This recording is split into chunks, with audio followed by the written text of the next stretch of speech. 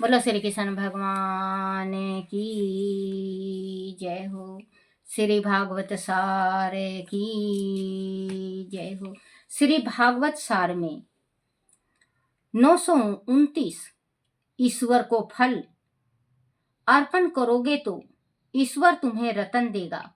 अपने सत्य कर्मों का फल जो भगवान को अर्पण करता है उसकी टोकरी भगवान सदा रत्नों से भर देता है। प्रभु को अर्पण किए कर्म का फल भोगने की इच्छा मत रखो। जैसे कर्म मनुष्य करता है वैसा ही उसे फल मिलता है। जो प्रत्येक कर्म ईश्वर के लिए करे उसका प्रत्येक कार्य भगवान की भक्ति बन जाती है। 930 प्रत्येक क्रिया करो किंतु ईश्वर से दूर मत रहो। कर्महीन कभी मत रहो। प्रकृति का त्याग मत करो। प्रत्येक कार्य को भक्तिमय बनाओ। 931 मनुष्य जब निर्मल होता है तब उसके मन में पाप और विकार आता है। प्रत्येक घंटे के आरंभ में 5 मिनट ईश्वर का ध्यान करो, फिर तुमसे पाप नहीं होगा। अर्थ हृदय से करुणा निवेदन करो। 932 ईश्वर जिस स्थिति में रखे उसमें आनंद मानो। हर काम ईश्वर की आज्ञा मानकर करो। कर्म करो किंतु गलत भोग की इच्छा मत रखो। फल कितना और कब मिलेगा वह भगवान के हाथ की बात है। 933 जैसे ध्वनि वैसे प्रतिध्वनि। तुम किसी जीव के विषय में दुर्भाव रखोगे तो वह जीव तुम्हारे प्रति वैसे ही भाव रखेगा। अच्छे भाव रखो। 934 कर्म तब तक करो जब तक शरीर खूब ना थक जाए। शरीर को विशेष थकावट ना मालूम हो तो बिस्तर पर सोने से नींद नहीं आती और पाप करने की इच्छा होती है। सत्य कार्य करते हुए गहरी थकावट आएगी तो नींद अच्छी आएगी और यह निंद्रा भी भक्ति बन जाएगी। 935 पूर्व जन्म के संस्कार और वासना नष्ट होने पर कर्म में आनंद आता है। जीवन सत्य शिव सुंदरम बन जाता है। 936 बालक 5 वर्ष का हो जाए तो उसे धार्मिक संस्कार सिखाने शुरू करो। एकादशी को उसे अन्न मत दो। जो बाप बालक को छोटेपन में धर्म और भक्ति की शिक्षा ना दे, उत्तम संस्कारों से संस्कृत ना करे, वह माँ बाप बालक के शत्रु हैं। बालक के मन विचार जल्द प्रविष्ट होते हैं। बालक का हृदय कोमल होता है। बचपन में उन्हें सुसंस्कारों से युक्त करोगे तो वह यौवन में बिगड़ेंगे नहीं। सुसंस्कार उनका रक्षण करेंगे।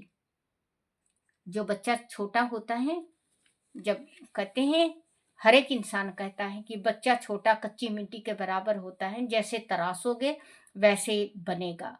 आप चाहे उसे अच्छे लाइन पे ला सकते हो, माँ बाप हो, अच्छे लाइन पे लाओ, पूजा पाठ सिखाओ, भक्ति सिखाओ, तो जवान होके वो ऐसा ही करेगा।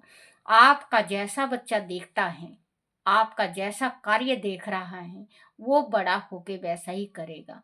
क्योंकि आप अब भक्ति पूजा पाठ दान कर रहे हो तो बड़ा होके बच्चा वो भक्ति पूजा पाठ दान करेगा। आपको देख रहा है कि आप गलत कार्य कर रहे हो तो बच्चा आगे चल के बड़ा होके वही कार्य को अपनाएगा। कहीं कहीं देखने में आया है बच्चों, आप देख भी लेना, वकील का बेटा वकील, डॉक्टर का बेटा डॉक्टर, और किसानी का बेटा किसान, और जो जैसा पिता करता है बच्चा वैसा होता है। लेकिन बच्चों, आप अपने में मत ढालो, अब जमाना बहुत बदल गया है। जो बच्चा करना चाहे, डॉक्टर बनना चाहे, इंजीनियर बनना चाहे, वकील बनना चाहे, बच्चा से एक दफे जरूर पूछो और बच्चा की जो च्वाइस है उस च्वाइस को जरूर पूर्ण करो। क्योंकि किसी किसी माँ बाप की मजबूरी होती है। कोई माँ नहीं होती किसी बच्चे के सिर पे, और किसी के पिता नहीं होते, तो मजबूरी में बच्चा अपने अंदर का जो कार्य करना चाहता है वो खत्म हो जाता है उसका, और मन की बात मन ही में रह जाती है। तो बच्चों, कोई कोई माँ हिम्मत दिखाती है, अपने बच्चे को आगे तक लाती है, कोई टूट जाती है, कोई पिता टूट जाता है, कोई पिता अपने बेटा बेटी को आगे लाता है। तो बच्चों, आप जैसे तराशोगे वैसे ही आपका बच्चा आगे चल के होगा। तो अपने बच्चों को छोटे ही पन से दान भक्ति जरूर सिखाओ, जो कि परमात्मा का सेवा करें, परमात्मा का पूजन करें, परमात्मा का पाठ करें, भक्ति करें, दान करें। ये जरूर उनको शिक्षा दो, क्योंकि आपका ही माँ बाप को कहते हैं ना कि माँ बाप गुरु होते हैं। सबसे पहले माँ गुरु होती है। माँ चलना सिखाती है, माँ बोलना सिखाती है, माँ खाना सिखाती है, माँ हर एक कार्य सिखाती है। तो माँ फिर भूल क्यों जाती है, भक्ति करना क्यों नहीं सिखाती अपने बच्चों को? माँ यहाँ पे आके थोड़ी भूल जाती है कि अपने बच्चे को भक्ति सिखाए। पूजा करने जा रही है तो तू यहीं बैठ, मैं पूजा करके आ रही हूँ, नहीं, आप साथ ले जाओ। आप भी जल चढ़ाओ, बच्चों को भी जल चढ़ाओ, चढ़वाने दो, चढ़ाओ, बच्चे के हाथ से चढ़वाओ, तो बच्चा के माइंड में वो बात घुसेगी। अब आपने अपने घर में अपने बच्चे को छोड़ दिया, आप पूजा करने जा रहे हो, तो बच्चा तो नहीं देखा ना कि माँ कैसे कैसे पूजा कर रही है। आप जैसे करोगे बच्चा वैसे ही नकल उतारेगा। नकल उतारते उतारते वो आदी हो जाएगा, उसी चीज का आदत पड़ जाएगा। अब गृहस्थी में आपकी लड़ाइयाँ देख रहा है बच्चा, बहुत लड़ रहा है, आगे चल के भी वो अपने गृहस्थी को सही ढंग से नहीं चलाएगा, लड़ाई में उसका ध्यान रहेगा। तो आप जो भी कार्य करो वो कार्य सोच समझ के करो, क्योंकि ये संसार है। ये ना हो कि आज हम अपने बच्चों को सिखा नहीं रहे हैं और कल हमको रोना पड़े। इससे अच्छा बच्चों, आप अपने बच्चों को सिखाओ।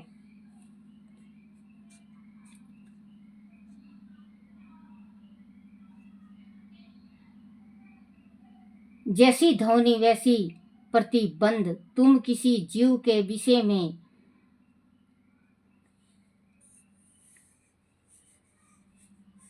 34 कर्म 934 कर्म तब तक करो जब तक शरीर खूब ना थक जाए। शरीर को विशेष थकावट ना मालूम हो तो बिस्तर पर सोने से नींद नहीं आती और पाप करने की इच्छा होती है। सत्य कार्य करते हुए गहरी थकावट आएगी तो नींद अच्छी आएगी और वह निंद्रा भी भक्ति बन जाएगी। 935 पूर्व जन्म के संस्कार और वासना नष्ट होने पर कर्म में आनंद आता है, जीवन सत्य शिव सुंदरम बन जाता है। 936 बालक 5 वर्ष का हो जाए तो उसे धार्मिक संस्कार सिखाना शुरू करो। एकादशी को उसे अन्न मत दो। जो बाप बालक को छोटेपन में धर्म और भक्ति के शिक्षा ना दे, उत्तम संस्कारों से संस्कृत ना करे, वह माँ बाप बालक के शत्रु हैं। बालक के मन में विचार जल्द प्रविष्ट होते हैं। बालक का हृदय कोमल होता है। बचपन में उसे संस्कारों से युक्त करोगे तो वह यौवन में बिगड़ेगा नहीं। संस्कार उनका रक्षण करेंगे। 737 जिस ज्ञानी पुरुष और संतों की संगति प्राप्त हो उसको पतन का भय नहीं रहता। अकेला चले तो पतन का भय है। ईश्वर का हाथ पकड़कर चलने से गिरने का भय नहीं रहता। हर अच्छी संगति में रहो। 838 जीव मात्र को भगवान वंशी की ध्वनि से बुलाते हैं। जीव मात्र को भगवान बंसी की ध्वनि से बुलाते हैं, किंतु मोहक विषयों में फंसे जीव को वह ध्वनि नहीं सुनाई नहीं देती। 939 भक्ति में किसी का तिरस्कार नहीं करना। दंभ के समान कोई पाप नहीं है। दूसरे पापों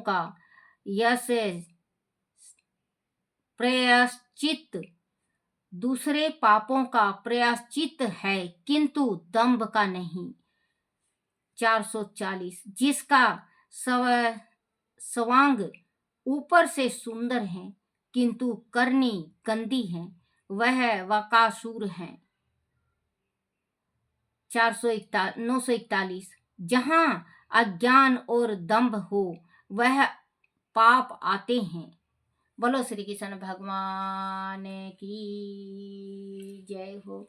श्री कृष्ण गोविंद हरे मुरारी हे नाथ नारायण वासुदेवाय। हे नाथ नारायण वासुदेवाय। हे नाथ नारायण वासुदेवाय। श्री कृष्ण गोविंद हरे मुरारी हे नाथ नारायण वासुदेवाय। बोलो श्री कृष्ण भगवान की जय हो। हरिवंश पुराण की जय हो। हरिवंश पुराण में अर्थ परमा बुद्धिमान भगवान वासुदेव को नमस्कार है। हे युत जिनके प्रकाश से सारा जगत प्रकाशित होता है, उन सूर्य स्वरूप आप भगवान को नित्य और बारंबार नमस्कार है। अपनी शीत किरणों से संपूर्ण लोगों को शीतलता देने वाले जो चंद्र प्रभु हैं वह आप ही हैं। हरि आपको नमस्कार है जो एकमात्र विश्वात्मा भूत भवन भगवान सब प्रजा को तृप्त करते हैं वह आप ही हैं। हे वाणी स्वरूप आपको बारंबार नमस्कार है। आपने हाथ में चीर कुश आदि जो सदा धारण करते और संपूर्ण वेदों को भी धारण करते हैं, उन ब्रह्मा स्वरूप आपको नमस्कार है। संहार काल में समस्त लोगों का संहार करने वाले जो विश्व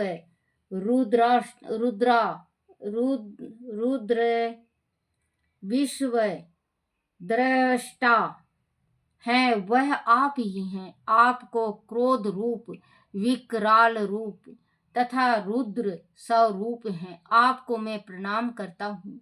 हे देवेश आदि में मूल प्रकृति स्वरूप आप प्रधान स्वरूप हैं। आप ही गुणों में क्षोभ होने से पंच महाभूत उत्पन्न होते हैं, आपको प्रणाम है। प्राणियों के पापों को हरने वाले हरि, पृथ्वी में आप ही गंध रूप से शीतल हैं। आप धूर्त रूपधारी तथा गंध स्वरूप हैं। आपको नमस्कार है, आपको नमस्कार है, आपको नमस्कार है।